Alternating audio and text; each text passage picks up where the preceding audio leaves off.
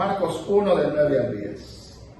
Tal vez su bosquejo está un poco diferente, ¿verdad? La primera escritura es Juan, del 3 al 22. Y la primera escritura realmente es Mateo 28, 19, pero yo quiero llevar el lineamiento de esta forma, ¿verdad? El orden de los factores no está en el producto. Por orden, porque primeramente Jesús fue bautizado y lo dejó como ejemplo. Entonces, por eso quiero tomar primero la cita de Marcos capítulo 1, versículos 9 al 10. Aconteció en aquellos días que Jesús vino de Nazaret de Galilea y fue bautizado por Juan en el Jordán. Y luego, cuando subía del agua, vio abrirse los cielos y el Espíritu como paloma que descendía sobre él. Es eminente entonces que podemos ver que Jesús fue un ejemplo. Ahora bien, esta escritura muestra que después de ser bautizado el Espíritu Santo descendió sobre él como paloma. No significa que después de ser bautizado el Espíritu Santo viene. El Espíritu Santo, antes de bautizarse en agua, cuando confiesa a Jesús como Señor y Salvador, lo bautiza en el cuerpo de Cristo como nuevo creyente. Las aguas bautismales son una fe pública de lo que hemos creído y lo estamos confirmando a través de la obediencia también porque Jesús lo hizo. El punto número 2 entonces que queremos ver sería que aparte de que Jesús nos mostró de ejemplo, los demás siguieron su ejemplo de las aguas bautismales. Entonces leemos en el libro de Juan capítulo 3 versículo 22 al 27. Después de esto vino Jesús con sus discípulos a la tierra de Judea y estuvo allí con ellos y bautizaba. Juan bautizaba también en Enón junto a Salim, porque había ahí muchas aguas y venían y eran bautizados. Dice esta escritura hasta este momento que Jesús estaba bautizando y que Juan también estaba bautizando. Porque Juan no había sido aún encarcelado. Entonces hubo discusión entre los discípulos de Juan y los judíos acerca de la purificación. Y vinieron a Juan y le dijeron, Rabí, le dijeron a Juan, mira que el que estaba contigo al otro lado del Jordán, que era Jesucristo, de quien tú diste testimonio, bautiza y todos vienen a él. Como que si era una competencia. ¿De quién bautizaba más? ¿Quién era el mejor? Aquí no hay competencias. Aquí el héroe de la historia es Jesucristo, el único Señor. Usted va a ver la crisis de fe que tuvo Juan cuando estuvo preso, preguntándoles a los discípulos. Vayan a preguntarle si él era el que tenía que venir. Y más que escuchaba que decían, fíjate que Jesucristo, el que bautizaste y diste testimonio, está en una boda. Y hizo vino cuando se acabó. Qué crisis de fe más impresionante, que mandó a sus discípulos para preguntarle, vayan, pregúntenle si era el que había de venir. Y la respuesta de Jesús le dijo, díganle a Juan que los sordos oyen, los cojos andan, los ciegos ven, que le estaba predicando el Evangelio, lo que Isaías y lo que los profetas predicaron de que cuando el Mesías viniera, esas iban a ser las señales del Mesías, las señales del Hijo de Dios. Dios, el poder sobrenatural, haciendo esos milagros. Y entonces Jesús le dijo, vaya, díganle a Juan que los sordos oyen, los ciegos ven y los cojos andan. El Hijo de Dios en acción. Y esta gente metiéndole a Juan así como, mira, el que bautizaste allá, el que diste testimonio, está bautizando más que vos. Respondió Juan y dijo, no puede el hombre recibir nada si no le fuere dado del cielo. Entonces vemos aquí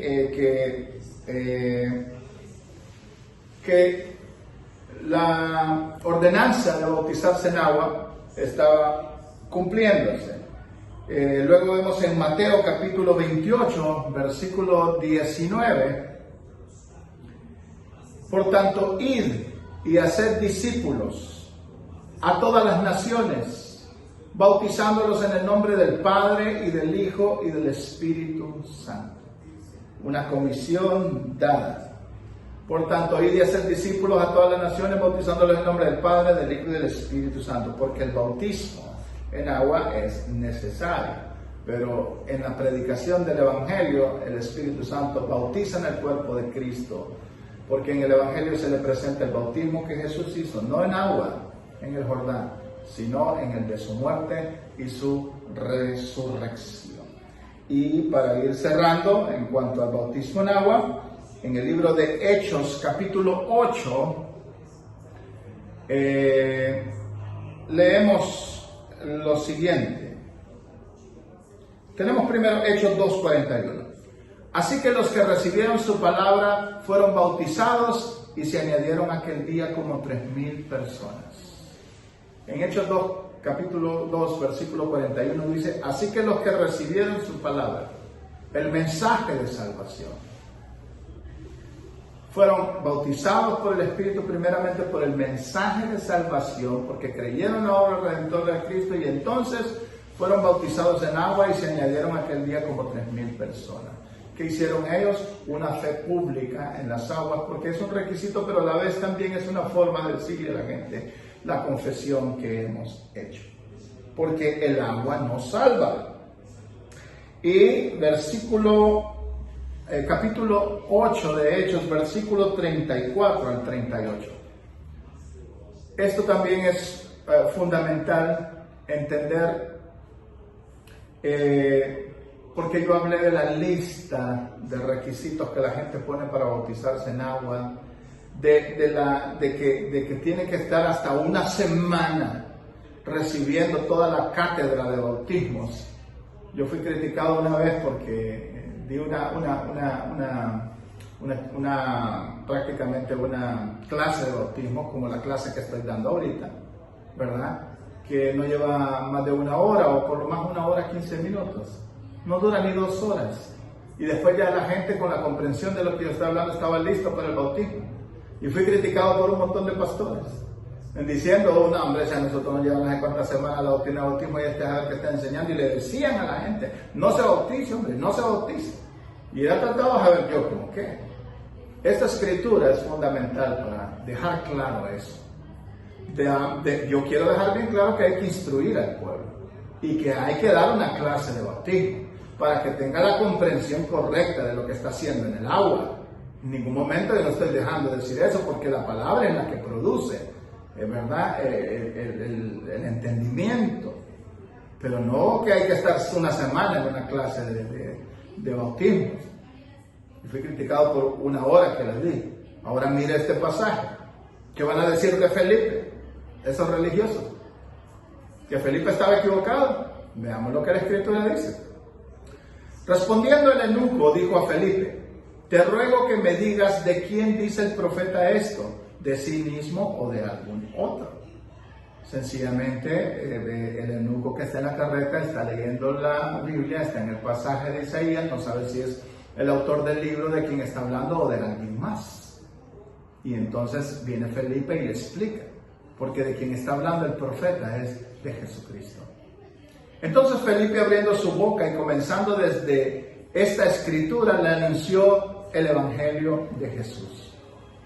Y yendo por el camino llegaron a cierta agua, y dijo el eunuco, aquí hay agua, ¿qué impide que yo sea bautizado? Felipe dijo, si crees de todo corazón, bien puedes. Y respondiendo dijo, creo en Jesucristo, es el Hijo de Dios.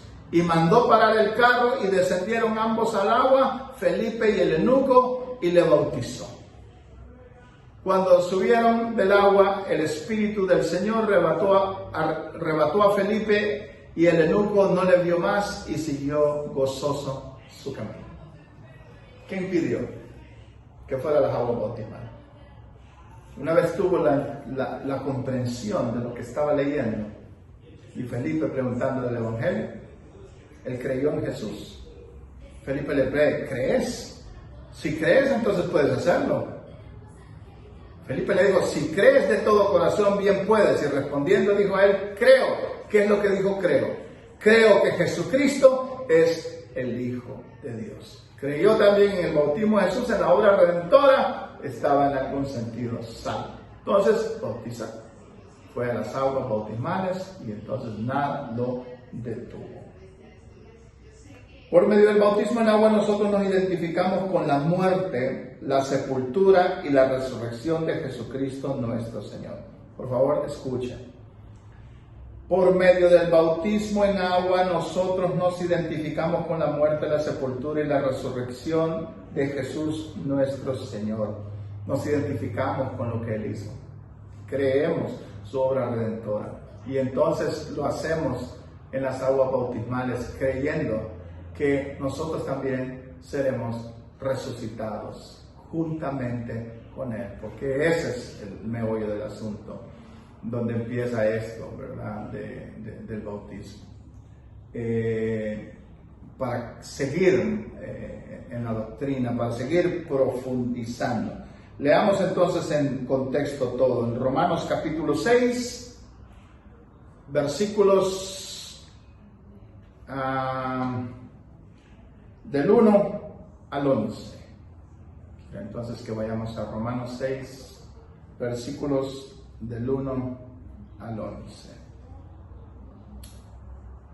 Aquí vamos a cerrar entonces todo lo que tiene que ver con el contexto de lo que estábamos hablando de la escritura anterior.